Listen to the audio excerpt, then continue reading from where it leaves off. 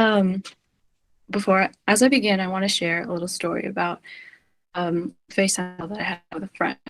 So usually our conversations are very, very sporadic, um, meaning that they can go both of two ways. One where they could be shallow, as cheesy as like if the moon was made out of cheese, like would you try it? Or as deep as um, whether the time of concept is just made up. But I remember having one specific conversation with this person, and it was with that either if people were good or bad. And I remember saying, um, duh, obviously, like, people aren't good. But then he was like, well, wait a minute. Um, Doctors exist. People are good. And then I said, well, we still treat each other badly. And then we both kind of paused for a second and we both thought, well, what if we aren't doing relationships with each other correctly? And so, how can we build better bonds with each other? We can do that by giving something that's free. Good afternoon. My name is Carizza, and I love to serve. I was raised at church, um, and the simplest lesson that every Sunday school kid ever gets is to love one another and to love your neighbor as yourself. And a practical way to love someone is to serve them. And serving is just a simple action of putting emphasis on someone else besides yourself. So it's just a mindset that's centered around what can I give instead of what can I receive. Just remember to serve is to give. And so when I researched my essential question, how does society influence the individual to be inclusive or exclusive? I found out that our environment has partial control on how we act around others. This is through our culture.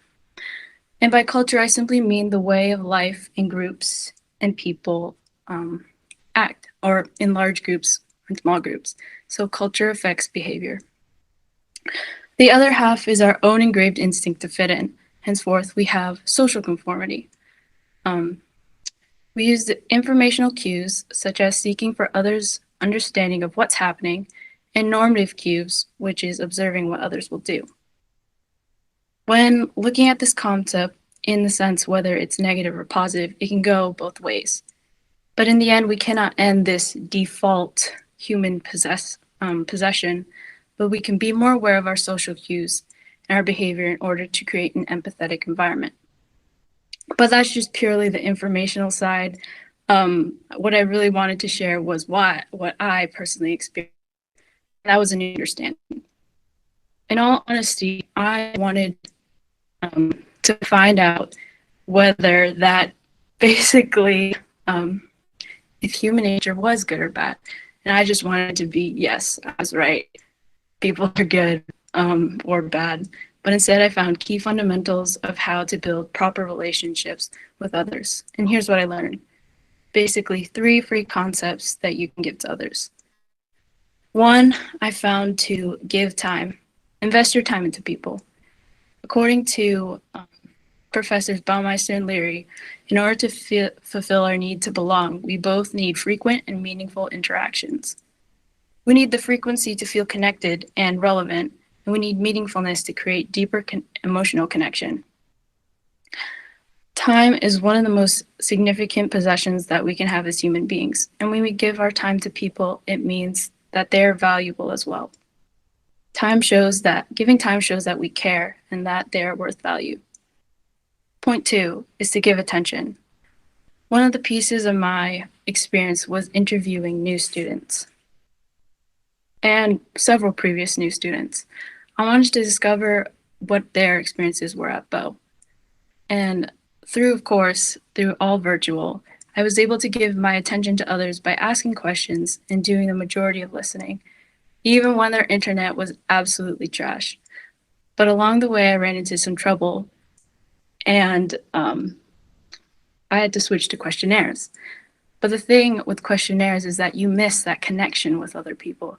You miss that conversation, that other questions, good intentions. So, simply what I mean to give attention means to listen and to be present with the person. Point 3 is to give effort or energy.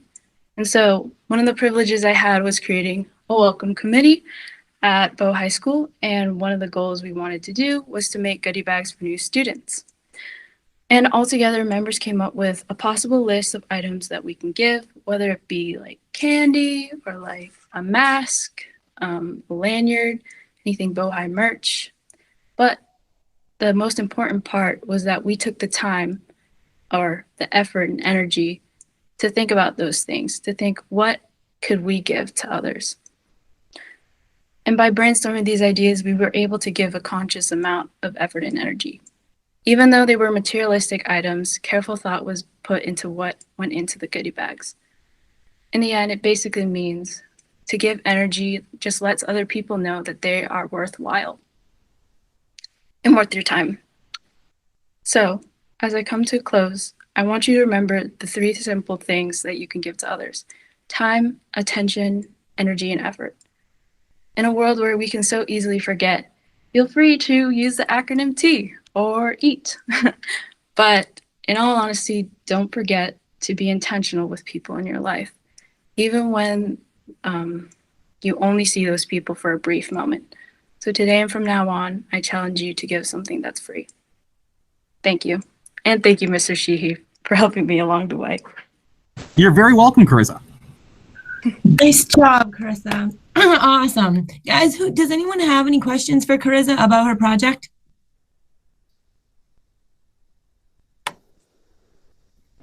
How did you decide who your advisor is going to be for the welcoming committee?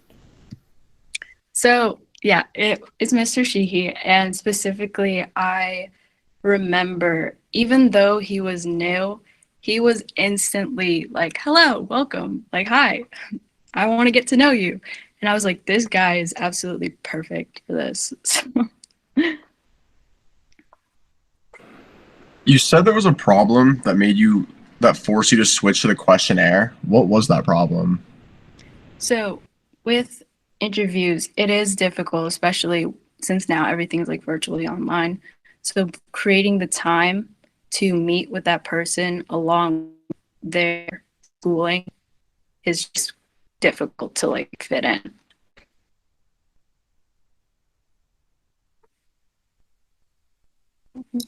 All right. Anybody have any other questions? I got a question for Carizza. Do you think how do you think this welcoming committee is going to affect future new students at Bow versus like the experiences that prior new students at Bow had? Here's the interesting thing. So apparently with like COVID, new people are moving into different states. And so that now we have a welcome committee. And if people switch to our school, I'm hoping that this will make them feel even more comfortable in a time of uncertainty.